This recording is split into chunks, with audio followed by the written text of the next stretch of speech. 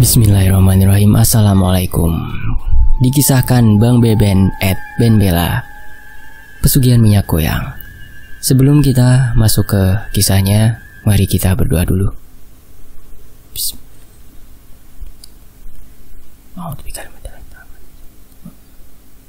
Allahumma sholli ala Sayyidina Muhammad. Ini dia selengkapnya.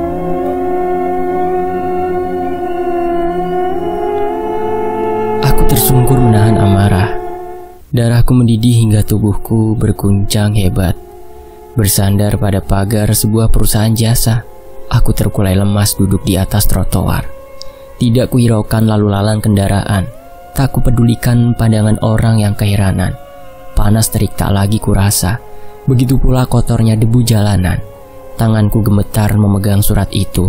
Surat yang menyatakan aku dipecat. Iya, hari ini aku resmi dipecat. Aku dipecat dengan alasan pengurangan karyawan. Pandemi COVID-19 katanya membuat perusahaan perlahan menuju bangkrut. Satu-satunya cara agar bertahan adalah dengan mengurangi jumlah karyawan. Tentu saja pegawai rendahan sepertiku adalah orang yang terlebih dahulu tersingkir. Tanpa terasa, air mataku mengalir, memikirkan nasib anak dan istri di rumah. Apalagi istriku tengah hamil muda, sedangkan anak pertama butuh biaya untuk operasi. Astagfirullah, aku mengutuk diri sendiri, mengutuk nasib yang terlahir sebagai orang miskin. Hingga dewasa, ternyata tetap miskin. Sudah 3 bulan aku dipecat dari perusahaan. Kian hari, jumlah orang yang bernasib sama kian bertambah. Aku tersenyum kecut. Setidaknya aku tidak sendiri. Berbagai upaya aku lakukan demi menyambung hidup. Kadang bekerja jadi driver ojol, kadang menjadi manusia silver di simpang lampu merah. Mencari pekerjaan juga semakin sulit, apalagi hanya mengandalkan ijazah SMA. Aku dan istri juga mencoba peruntungan berdagang kecil-kecilan, membuka usaha minuman dan makanan yang kekinian. Namun, usahaku gulung tikar memasuki bulan kedua tanpa balik modal. Aku semakin kalut ketika tabungan yang kukumpulkan selama bekerja telah habis tanpa sisa. Perut istri semakin besar dan biaya operasi anak belum juga terkumpul. Hingga suatu ketika, seorang kawan lama menghampiriku di rumah. Dibawakannya beras, gula, minyak goreng, dan kebutuhan lain. Ku ajak dia ke ruang tamu yang sempit, menikmati kopi pahit tanpa gula. Kawan itu menawariku pekerjaan yang tidak masuk akal. Pekerjaannya cukup sederhana. Aku hanya perlu bertemu dengan orang tua salah satu saudagar intan di Martapura, Kalimantan. Lalu, aku mendapatkan imbalan uang dalam jumlah tak terkira. Kau hanya perlu menerima wasiatnya. Setelah itu, kau dan keluargamu tidak akan pernah lagi menderita kemiskinan. Ucapnya sembari menghembuskan asap rokok dari mulut dan hidung. Tentu saja aku tertawa mendengar ucapannya. Tertawa sinis, meremehkan, sekaligus tidak percaya. Bung, mana mungkin di zaman sekarang ada orang sebaik itu. Mana mungkin hanya mengikuti wasiatnya membuatku jadi orang kaya dalam semalam, sahutku setengah terkekeh. Tanpa banyak bicara, kawanku mengeluarkan sesuatu dari dalam tas punggungnya. Sebuah kantong kresek berwarna hitam. Kantong kresek itu ia taruh di atas meja, beberapa senti dari cangkir kopi. Bukalah, ujarnya pelan. Ketika ku buka kantong kresek itu, seketika aku tersentak. Mataku berbinar hingga rasanya hampir copot. Di depan tergeletak segempok uang berwarna merah. Itu uang muka, 10 juta. Nanti kau akan dapat tambahan setelah bertemu si nenek. Aku mendongak, belum yakin 100%. Tentu saja aku tergoda, tapi ada sedikit khawatir karena merasa janggal. Sudahlah, terima saja. Istrimu dan anakmu butuh biaya. Tapi Din, aku tak mau cari perkara. Aku tidak mau menghabisi nyawa orang. Kusodorkan lagi gebokan uang itu kepada Udin, kawanku. Namun ia justru terkekeh bagai orang gila. Nang, aku tidak ada niat membuatmu celaka. Kalaupun mencari pembunuh, Kau adalah orang yang paling terakhir ku datangi. Bantu aku sekali ini, setelah itu kau tak perlu lagi melihat wajahku. Bujuk Udin setengah memaksa. Tapi kenapa aku? Kenapa bukan kau saja? Kenapa bukan orang lain? Nang, aku hanya merasa kasihan melihatmu terus-terusan dikejar penagih hutang. Sisanya kau akan ketahui sendiri setelah bertemu nenek itu. Dan sesuai kesepakatan, sore itu ba'da asar Udin menjemputku di rumah dengan sebuah mobil mewah. Di dalam mobil terlihat beberapa orang penumpang yang sepertinya cemas menungguku. Ku tatap lekat-lekat wajah istri yang tampak khawatir melepasku. Dicengkramnya lenganku erat-erat hingga terasa sakit ke tulang. Di samping, anak pertama masih asyik dengan mainan barunya. Bang, perasaan ulun tidak enak bang. Takut abang tidak pulang, ucapnya dengan suara tertahan. Dek, apapun yang terjadi, abang pasti pulang. Hanya sebentar. Esok pagi kita tak perlu lagi risau soal makan. Ku kecup keningnya dengan lembut. Kulihat matanya berkaca-kaca menahan sedih. Ku elus-elus perutnya yang semakin besar, lalu ku cium mesra. Semua demi kamu, bisikku. Setelah memeluk anak dan istri, aku beranjak ke dalam mobil dan duduk di samping Udin yang sebagai sopir. Di kursi tengah, duduk sepasang suami istri dengan pakaian parlente. Ku taksir usia mereka lebih dari 40 tahun, tapi belum mencapai 50 tahun. Dilihat sekilas, siapapun tahu kalau mereka adalah orang kaya. Pakaian dan aksesoris yang mereka kenakan semua bermerek. Aku mencoba mengingat-ingat, sepertinya tidak asing. Aku baru tersadar, mereka adalah saudagar intan berlian yang tersohor di tempat asalku. Pelanggan mereka adalah kalangan atas, mulai dari pejabat, pengusaha, hingga artis ibu kota. Mobil terus melaju membelah jalanan kota Banjarmasin menuju luar kota. Sepanjang perjalanan, tidak banyak pembicaraan yang keluar dari mulut kami. Usai basa-basi sekedarnya, sisa perjalanan kami hanya terdiam dengan pikiran masing-masing. Setelah 1 jam melintasi jalanan beraspal, mobil berbelok ke arah kiri melewati areal persawahan. Hamparan padi siap panen membentang luas sejauh mata memandang. Lepas persawahan, mobil mulai bergerak perlahan di atas jalanan yang telah berganti pasir gambut.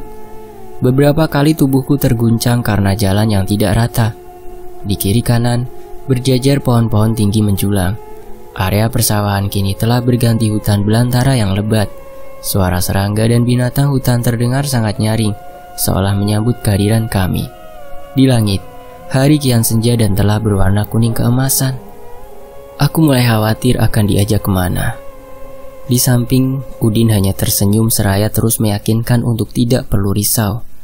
Demikian juga suami istri di kursi tengah. Mereka tak henti-hentinya mengatakan telah menyiapkan imbalan yang sangat besar bila aku bersedia membantu menyelesaikan persoalan mereka. Semakin dibujuk, justru aku semakin risau. Tapi apa boleh buat, uang muka 10 juta telah kuterima. Tidak ada pilihan, semua resiko harus kuhadapi. Mobil seketika berhenti ketika jalan yang kami lewati berubah jadi jalan setapak.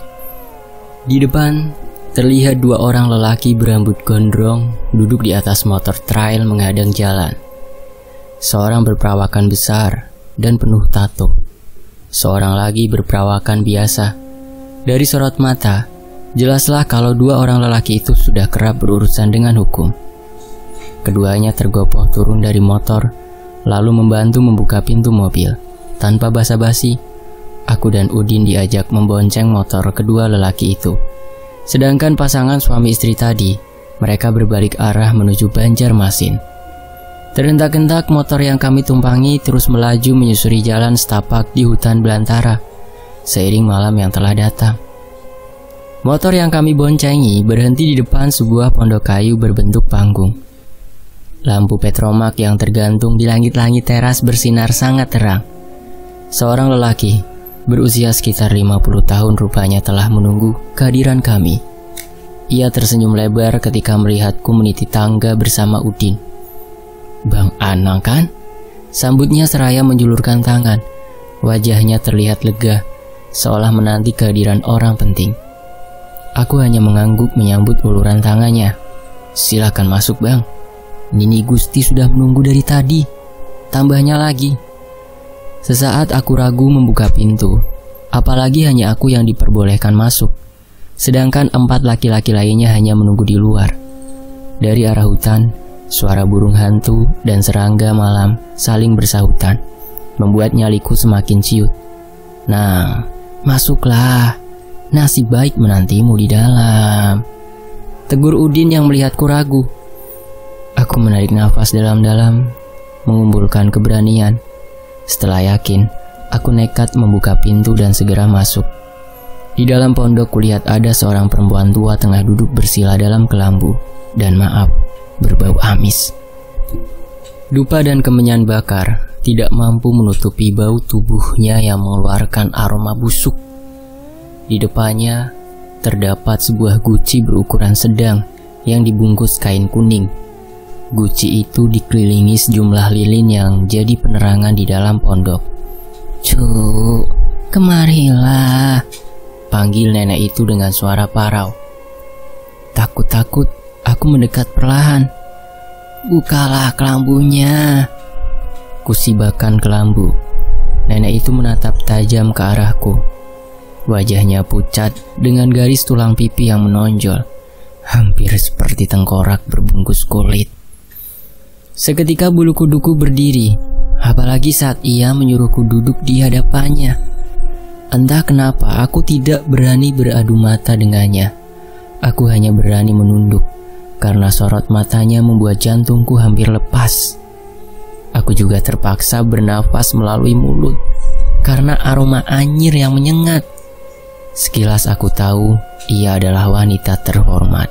Nenek di depanku ini mengenakan kebaya dengan rambut tersanggul rapi. Jelaslah bahwa nenek ini kalangan terpandang. "Kamu sudah tahu kenapa kamu di sini, Cuk?" Aku hanya menggeleng. Mulutku seperti terkunci untuk bicara. Nenek itu tiba-tiba menyentuh daguku, memaksa untuk beradu mata.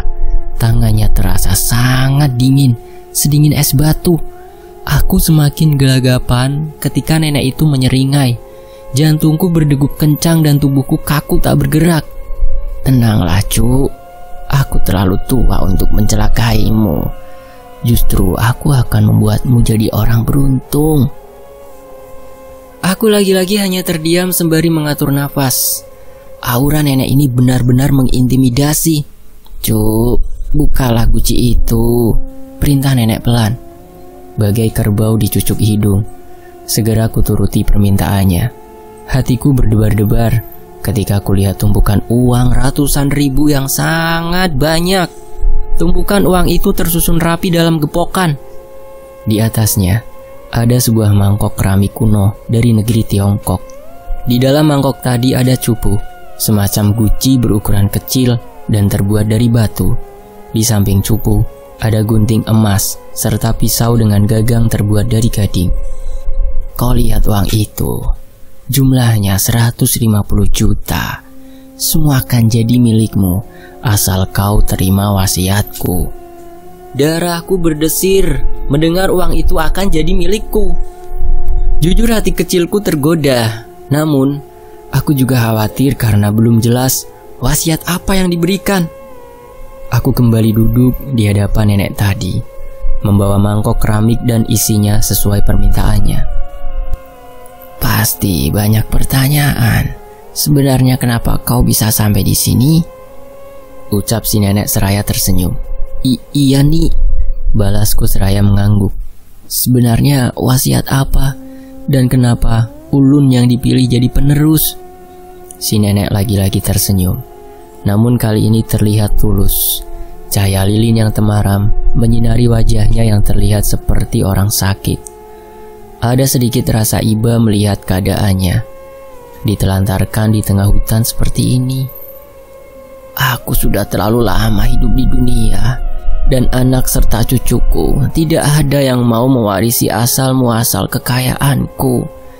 Mereka hanya mau menikmati harta yang kukumpulkan sejak aku muda."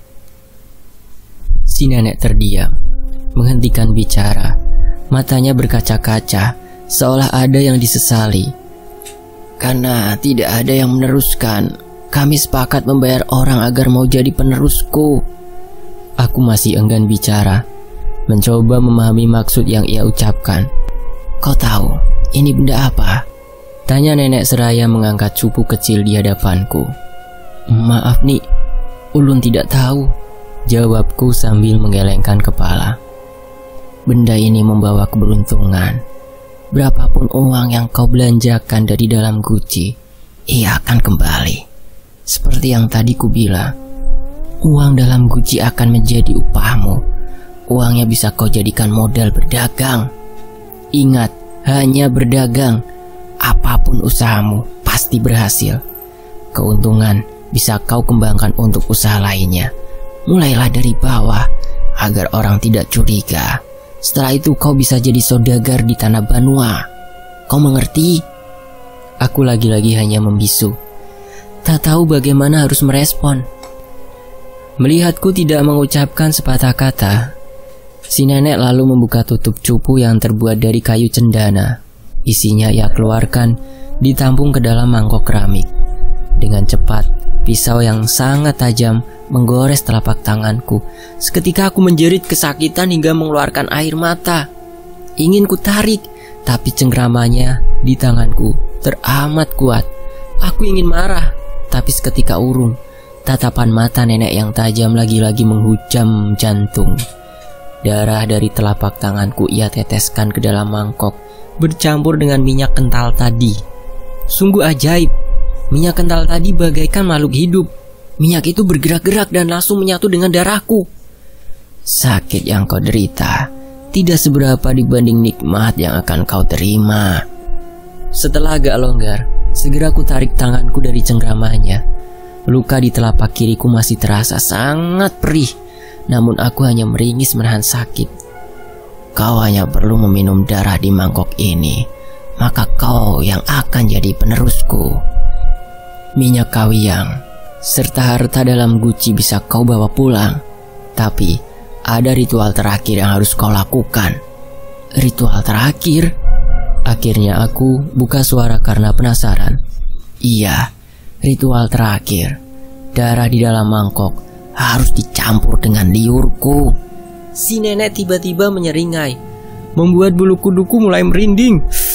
Apalagi rambutnya yang tersanggul langsung terjatuh dan tiba-tiba terurai acak-acakan. Suasana ruangan juga mendadak terasa dingin, lebih dingin. Satu persatu lilin yang mengelilingi guci mendadak padam. Ruangan benar-benar gelap.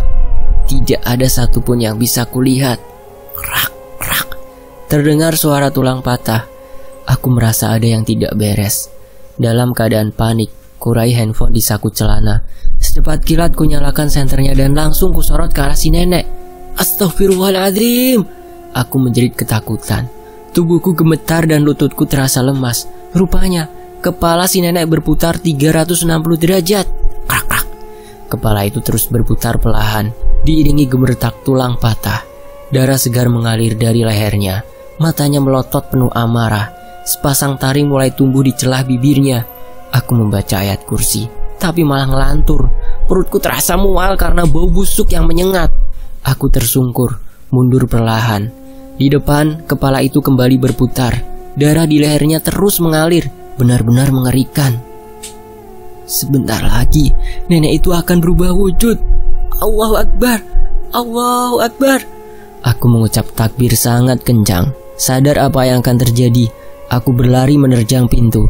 4 orang lelaki yang menunggu di teras kebingungan melihatku terbirit keluar dari pondok. Lelaki yang berbadan besar langsung menghadang. Dicengkramnya pundakku dengan amarah. Mungkin karena dipicu adrenalin, aku mendapat kekuatan untuk membanting tubuhnya yang gempal. Tubuh lelaki itu hempas di atas tanah. Ia mengerang panjang, menahan sakit. Segera aku raih kunci motor dari saku celananya. Dalam hitungan detik, aku sudah memacu sepeda motor menyusuri jalan setapak di tengah hutan. Di belakang, terdengar jerit kematian yang menggema ke segala penjuru belantara. Pekik kematian terdengar menyayat hati dan silih berganti, lalu lenyap satu persatu bagai ditelan bumi. Terus kupacu sepeda motor sekencang mungkin. Secepatnya pergi, dari tempat terkutuk ini saat ini menjadiku yang lebih menakutkan daripada tak punya uang. Dan kisah ini selesai.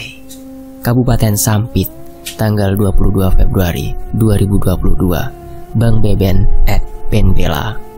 Terima kasih Bang Ben, terima kasih teman-teman sudah menyimak kisah ini. Saya pamit. Wassalamualaikum warahmatullahi wabarakatuh. Alhamdulillahirabbil alamin.